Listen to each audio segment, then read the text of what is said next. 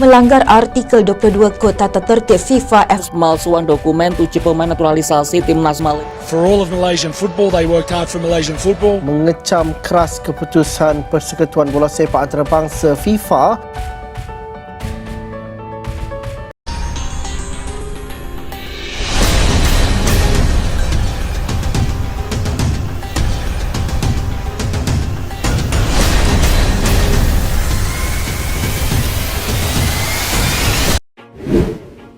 Gempar. Fakta baru timnas Malaysia terbongkar, semua berawal dari dokumen ini. Tidak ada yang menyangka bahwa kehancuran terbesar timnas Malaysia bukan dimulai dari kekalahan memalukan. Bukan dari blunder pelatih.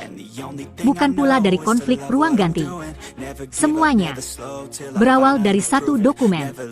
Bukan dokumen rahasia negara. Bukan pula berstempel sangat rahasia. Namun justru karena itulah ia mematikan. Karena dokumen ini terlihat biasa. Disimpan di antara ratusan arsip lain. Namun menyimpan ketidaksesuaian yang tak bisa dimaafkan dalam sepak bola modern. Dan ketika dokumen itu akhirnya terbuka, ia menyeret satu federasi, satu tim nasional, dan satu negara sepak bola ke dalam krisis legitimasi terbesar sepanjang sejarahnya. Kebangkitan yang terlalu cepat untuk jadi nyata. Dalam beberapa tahun terakhir, timnas Malaysia dipromosikan sebagai kisah sukses. Skuad berubah drastis. Nama-nama baru bermunculan. Kualitas tim melonjak. Media menyebutnya revolusi. Federasi menyebutnya perencanaan matang. Publik menyebutnya kebanggaan nasional.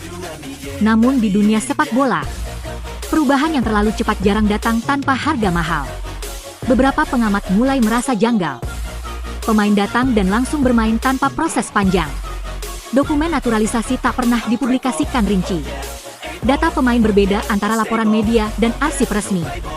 Pertanyaan ini tidak dijawab. Ia ditekan, diredam, dan ditertawakan. Dan saat itulah kesalahan pertama terjadi.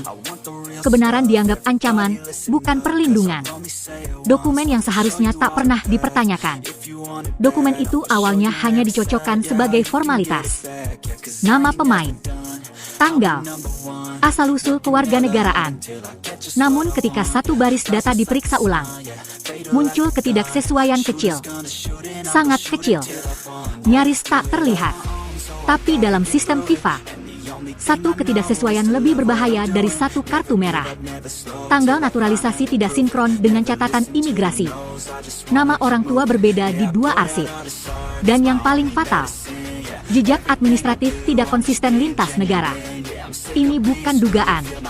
Ini bukan opini. Ini data. Ketika kejanggalan ini dilaporkan ke atas, reaksi yang muncul bukan klarifikasi, melainkan kepanikan senyap. Rapat tertutup digelar. Dokumen ditarik kembali. Akses dibatasi. Alih-alih bertanya, di mana kesalahan? Yang ditanyakan justru, siapa yang membocorkannya?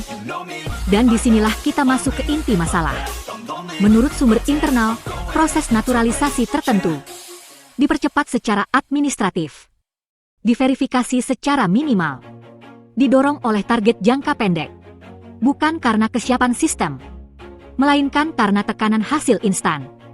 Kalimat yang beredar di internal, kita tidak punya waktu menunggu. Kalimat inilah yang menyalakan sumbu. Tidak ada pemalsuan kasar. Tidak ada tanda tangan palsu mencolok. Yang terjadi jauh lebih berbahaya. Prosedur ditekuk secara sistematis. Dokumen lama dirapikan. Tanggal diselaraskan. Catatan minor dianggap tidak relevan. Semua dilakukan agar lolos pemeriksaan awal, tidak memicu audit mendalam, aman secara visual, rapuh secara hukum. Dan ini adalah kesalahan paling fatal. Dalam sepak bola internasional, visual tidak pernah lebih kuat dari arsip. Ketika timnas Malaysia mulai meraih hasil positif, semua kritik menghilang. Media berbalik memuji. Supporter melupakan pertanyaan. Federasi merasa benar. Inilah fase paling berbahaya. Saat kemenangan membuat semua orang buta. Padahal di balik euforia, bom waktu itu terus berdetak. Dan tidak ada yang mencoba menghentikannya. Masalah berubah serius ketika pihak luar mulai memeriksa ulang. Bukan karena iri. Bukan karena tekanan rival. melainkan karena inkonsistensi data lintas sistem internasional. Catatan federasi tidak sepenuhnya cocok dengan arsip imigrasi, database federasi asal, riwayat kompetisi sebelumnya. Dan di titik ini, satu hal menjadi jelas. Dokumen itu tidak bisa diverifikasi ulang secara bersih. Dalam sistem FIFA, itu sudah cukup untuk membuka investigasi. Saat pertanyaan resmi mulai datang, narasi publik berubah. Pernyataan dibuat hati-hati. Kata-kata dipilih aman. Masalah disebut teknis. Namun masalah ini bukan teknis. Ini struktural. Ini sistemik.